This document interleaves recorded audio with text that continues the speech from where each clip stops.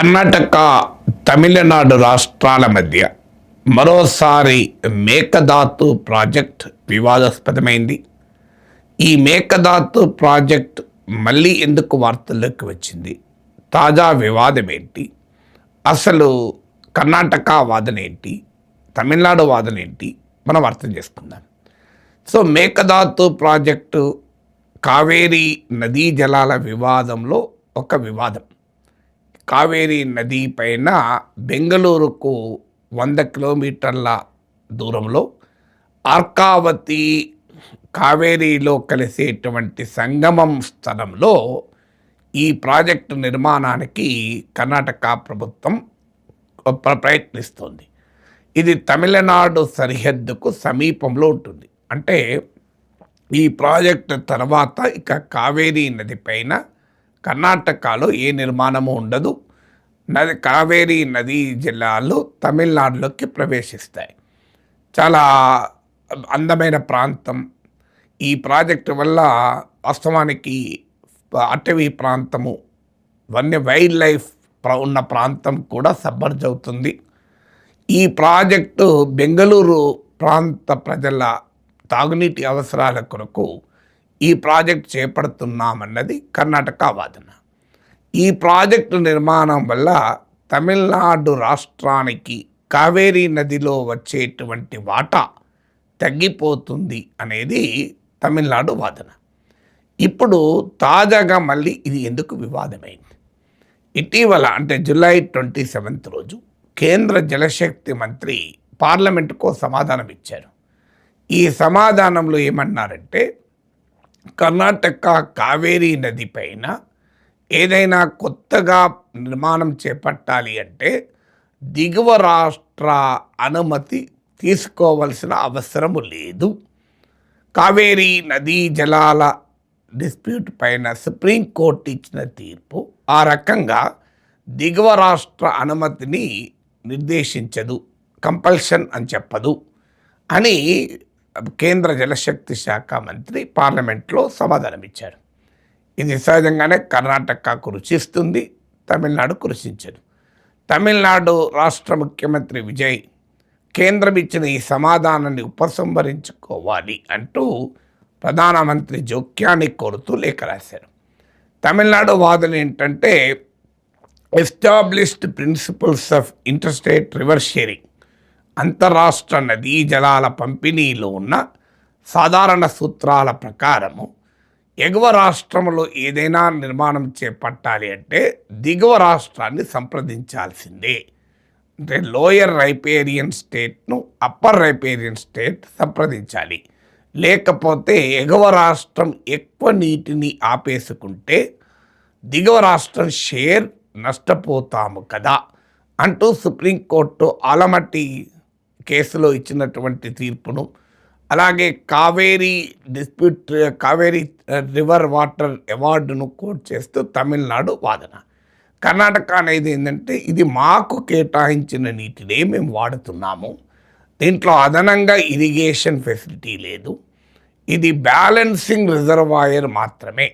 అంటే కావేరీ పైన కర్ణాటకలో ఉన్న కృష్ణరాజసాగర్ డ్యామ్ నుంచి మీకు తమిళనాడులో ఉన్న మెటూర్ డ్యామ్ వరకు రివర్ వాటర్ ఫ్లోను రెగ్యులేట్ చేసేటువంటి బ్యాలెన్సింగ్ రిజర్వాయర్. ఇది కేవలము జల విద్యుత్ ప్రాజెక్టు మాత్రమే. బెంగళూరు ప్రాంత ప్రజల తాగునీటి అవసరాలు తీర్చడానికి మేము నిర్మిస్తున్నాం. ఈ 67 TMC కెపాసిటీతో నిర్మిస్తున్నాం. దీనివల్ల తమిళనాడుకు రావాల్సిన కావేరీ నీటి వాటాలో ఎలాంటి తేడా రాదు. అందువల్ల మేము దిగువ రాష్ట్రమైన తమిళనాడును సంప్రదించాల్సిన అవసరము లేదు అన్నది కర్ణాటక వాదన. సో ఇది చారిత్రకంగా మేకదాతు ప్రాజెక్టు, కావేరీ నదీ వివాదాలు ఇప్పటివి కావు. ఒక శతాబ్దపు చరిత్ర ఉండవచ్చు దీనికి కనీసం. సో ఇది ఎప్పటి నుంచి వస్తుంది ఈ వివాదము? కావేరీ నది అనేది ఇంటర్స్టేట్ రివర్.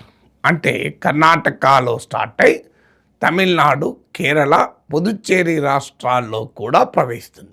ప్రధానంగా కర్ణాటక, తమిళనాడు కావేరీ నదీ పరివాహక ప్రాంతంలో ఉన్న ప్రధానమైన రాష్ట్రాలు.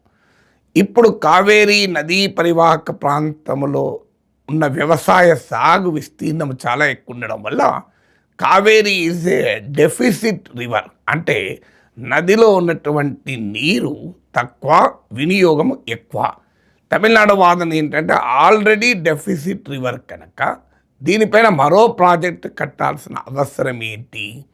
కర్ణాటక ఈ నీటిని తమిళనాడుకు కూడా రావాల్సిన వాటాను కూడా ఆపుకోవాలన్న ఆలోచన లేకపోతే, ఎందుకంటే లోటు ఉన్నటువంటి నది అసలు ఉన్న నీళ్ళే సరిపోవడం లేదు, నీళ్ళు ఎక్కువ ఉంటే కదా స్టోర్ చేసి పెట్టుకోవాలి అన్నది తమిళనాడు వాదన.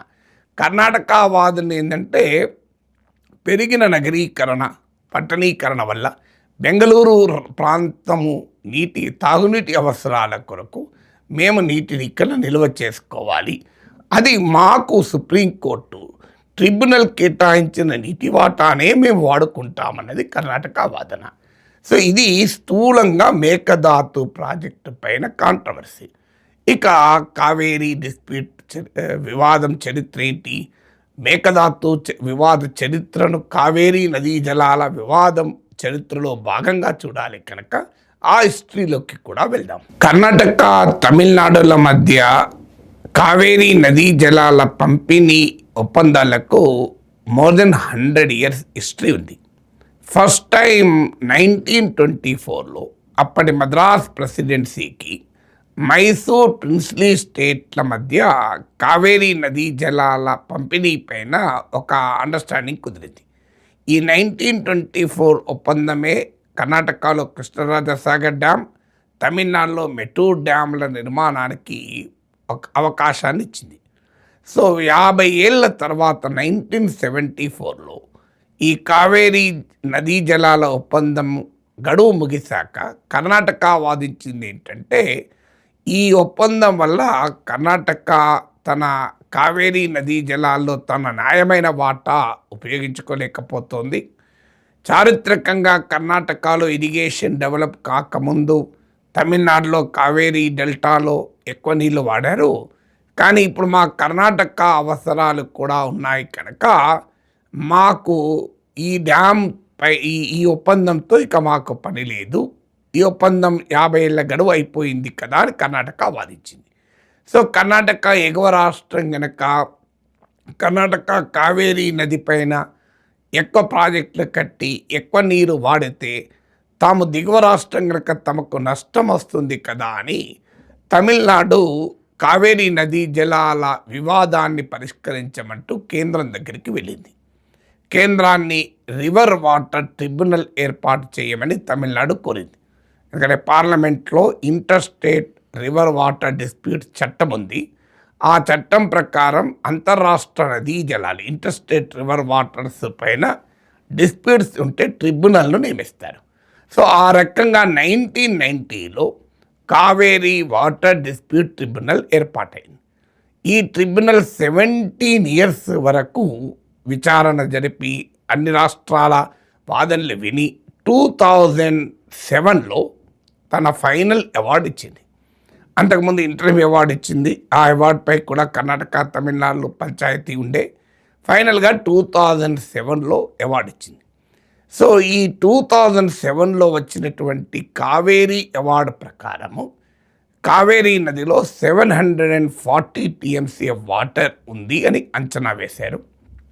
ఇందులో 419 TMC తమిళనాడు కేటాయించారు, 270 TMC 270 TMCలు కర్ణాటక కేటాయించారు, 30 TMC కేరళకు, పుదుచ్చేరికి 7 TMC, మిగిలిన 14 TMC ఎన్విరాన్మెంటల్ అవసరాలకు ఉంచేశారు. సో ఇలా 419 TMC తమిళనాడుకు, 419 TMCలు, 270 TMCs కర్ణాటకకు వచ్చాయి. సో దీనిపైన కర్ణాటక సంతృప్తి చెందలేదు, తమిళనాడు సంతృప్తి చెందలేదు. కర్ణాటక వాదన ఏంటంటే మాకు 312 TMCలు రావాలి, 270 TMCలు రావడం అన్యాయం అంటూ కర్ణాటక ఈ ట్రిబ్యునల్ అవార్డును వ్యతిరేకించింది. సో ఫైనల్గా 2 రాష్ట్రాలు సుప్రీంకోర్టు దగ్గర పరిష్కారానికి వచ్చాయి. సుప్రీంకోర్టు దీనిపైన 2018లో జడ్జిమెంట్ ఇస్తూ కర్ణాటక షేరును కాస్త పెంచి తమిళనాడు షేర్ను తగ్గించింది. ఇక కేరళ, పుదుచ్చేరి షేర్లలో ఎలాంటి మార్పు లేదు. కర్ణాటకకు 270 టీఎంసీల వాటాను 284.75 టీఎంసీస్కు పెంచింది. 270 టీఎంసీ నుంచి 284.75. ఆ మేరకు తమిళనాడు షేర్ 419 టీఎంసీస్ నుంచి 404.25 టీఎంసీలకు తగ్గించింది. ఫైనల్గా ఇలా షేర్లను సుప్రీంకోర్టు ఫైనల్ చేయడమే కాకుండా ఒక ఇయర్లో ఏ నెలలో ఎంత కేటాయించాలని కూడా పేర్కొంది. ఎంత కర్ణాటక రిలీజ్ చేయాలి, ఎందుకంటే కర్ణాటక ఎగువ రాష్ట్రం కనుక కర్ణాటక రిలీజ్ చేయాల్సి ఉంటుంది. సో ఎన్ని టీఎంసీలు కర్ణాటక రిలీజ్ చేయాలి అనేది కూడా స్పష్టంగా సుప్రీంకోర్టు ఆర్డర్లో ఉంది. ముఖ్యంగా జూన్ టు సెప్టెంబర్ ఈ వాటర్ సీజన్ యొక్క ఫస్ట్ 4 months చాలా కీలకం, ఎందుకంటే మాన్సూన్ స్టార్ట్ అయ్యేటప్పుడు కనుక. సో అలా నార్మల్ ఇయర్లో ఎంత కేటాయించాలి, ఒకవేళ డిస్ట్రెస్ ఇయర్ అయితే అంటే వర్షాభావ పరిస్థితి నుండి వర్షాలు సరిగా పడకపోతే ఆ మేరకు ప్రపోర్షనేట్గా తగ్గుతాయి. ఇది ఆ మేరకు డిస్ట్రెస్ ఫార్ములాను కూడా సుప్రీంకోర్టు స్పష్టం చేసింది. ఇక ఫైనల్గా ఈ ఇయర్ ఏమైందంటే ప్రొలాంగ్ డ్రై స్పెల్ ఉంది, మాన్సూన్ సరిగా లేదు. అందువల్ల నీటి లభ్యత కర్ణాటకలో తక్కువ ఉంది, తమిళనాడులో తక్కువ ఉంది. ఇలాంటి ఇంటర్స్టేట్ రివర్స్ ఏమవుతుందంటే వాటర్ ఫుల్గా ఉన్నప్పుడు వర్షాలు పడ్డప్పుడు ఏ పంచాయతీ లేదు, లేనప్పుడే పంచాయతీ మొదలవుతుంది. ఇప్పుడు తమిళనాడు వాదన ఏంటంటే తమకు జూన్లో రావాల్సిన వాటర్ రిలీజ్ చేయలేదు కర్ణాటక అని తమిళనాడు వాదిస్తుంది. మాకు ఇంకా అదనంగా కొంత వాటర్ రావాలి, కానీ కర్ణాటక రిలీజ్ చేయడము లేదు అని. సో ఇలా కర్ణాటక తమిళనాడుల మధ్య సుప్రీంకోర్టు తీర్పు తర్వాత కాస్త కావేరీ వివాదం సద్దుమణిగినా ఈ వాటర్ డెఫిసిట్ ఉన్న ఏడాదిలో ఇలాంటి ఇబ్బందులు అనివార్యంగా వస్తుంటాయి. సరిగ్గా ఒకవైపు మాన్సూన్ సరిగా లేక వాటర్ స్కేర్సిటీ ఉండి ఇంటర్స్టేట్ రివర్స్లో వాటర్ డిస్ప్యూట్ అనివార్యంగా వచ్చే సమయంలో కేంద్ర ప్రభుత్వం పార్లమెంటుకు ఆన్సర్ ఇచ్చింది. ఏమని ఆన్సర్ ఇచ్చింది? కర్ణాటక కావేరీ పైన ఏదైనా నిర్మాణం చేయాలనుకున్నప్పుడు దిగువ రాష్ట్ర అనుమతి అవసరము లేదు అని క్లారిఫికేషన్ ఇచ్చింది. దాంతో మేకదాతు ప్రాజెక్ట్ ఇది 1948లో ప్రతిపాదించారు. ఇప్పుడు 9,000 crore ప్రాజెక్ట్ ఇది. సో ఈ ప్రాజెక్టు చాలా కాలంగా వివాదం ఉంటూనే వచ్చింది. మీకు కనీసం ఒక 6-8 ఏళ్ళుగా ఇది వివాదం. సో ఈ మేకదాతు ప్రాజెక్టు పైన ఇప్పుడు మళ్ళీ వివాదం మొదలైంది. సో మేకదాతు ప్రాజెక్ట్ నిర్మిస్తే మొదట్లో చెప్పినట్లు మా వాటా తగ్గుతుంది అన్నది తమిళనాడు వాదన. కర్ణాటక వాదన ఏంటంటే మా వాటాలో ఉన్న నీళ్ళనే మేము వాడుకుంటాము కదా. అది కాక కావేరీ వాటర్ డిస్ప్యూట్ ట్రిబ్యునల్లో స్పష్టంగా పైన సుప్రీంకోర్టు ఇచ్చిన తీర్పులో కూడా ఏం చెప్పారంటే కర్ణాటక తాగునీటి అవసరాలకు మొదటి ప్రాధాన్యత ఉండాలి అని చెప్పారు. అందుకే మా డ్రింకింగ్ వాటర్ బెంగళూరు ప్రాంత డ్రింకింగ్ వాటర్ అవసరాల కొరకు మేకదాతు నిర్మిస్తున్నాం కనుక ఇది మాకు హైయెస్ట్ ప్రియారిటీ సుప్రీంకోర్టు ఇచ్చిందన్నది కర్ణాటక వాదన. సో 2 రాష్ట్రాల మధ్య ఉన్న ట్రస్ట్ డెఫిసిట్ వల్ల, అంటే 2 రాష్ట్రాలు వాటర్ స్కేర్సిటీ ఎదుర్కొంటున్న సమయంలో 2 రాష్ట్రాల్లో కావేరీ నదీ పరివాహక ప్రాంతంలో అగ్రికల్చర్ ఎక్స్పాండ్ అవుతున్న సమయంలో 2 రాష్ట్రాల్లో ముఖ్యంగా కర్ణాటకలో అర్బనైజేషన్ వల్ల కావేరీ ప్రాంతంలో పెరుగుతున్న ప్రజల తాగునీటి అవసరాలు కూడా ఉన్నాయి. అందువల్ల వాటర్ డిమాండ్ ఏమో పెరుగుతోంది, సప్లై ఏమో డెఫిసిట్ ఉంది. దాంతో 2 రాష్ట్రాల మధ్య ట్రస్ట్ డెఫిసిట్ లేదు. ఇక పాలిటిక్స్ ఎలాగూ ఉంటాయి కనుక ఈ హిస్టారికల్ డిస్ప్యూట్ మరోసారి రగులుతోంది.